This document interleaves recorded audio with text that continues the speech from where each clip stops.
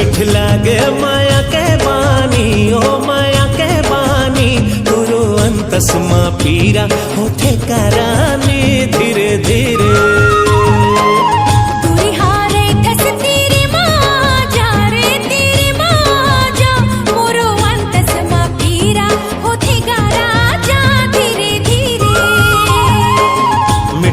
लागे माया के बानी, ओ माया के बानी, तोरो अंतस मा पीरा होठे करानी धीरे धीरे।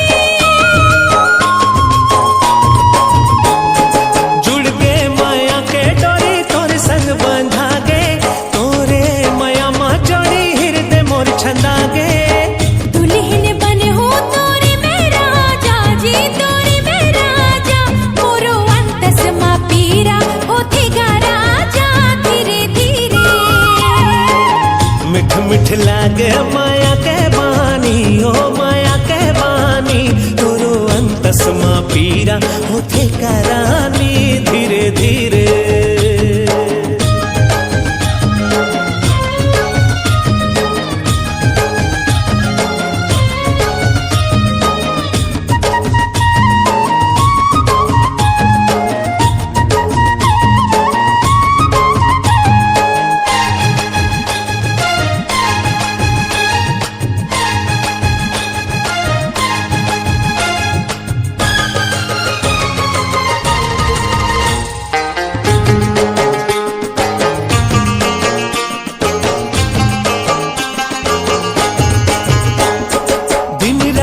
सुरता तोरे आखे मोर रानी, तोरे बिना कैसे बनी माया के कहानी।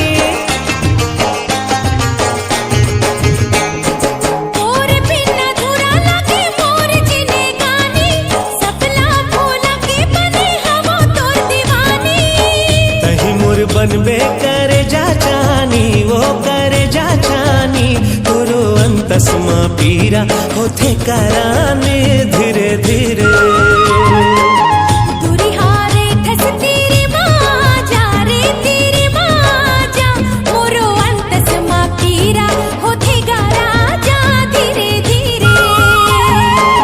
मिठ मिठ लागे माया के बानी, ओ माया के बानी, तोरो अंतस मा पीरा होठे करानी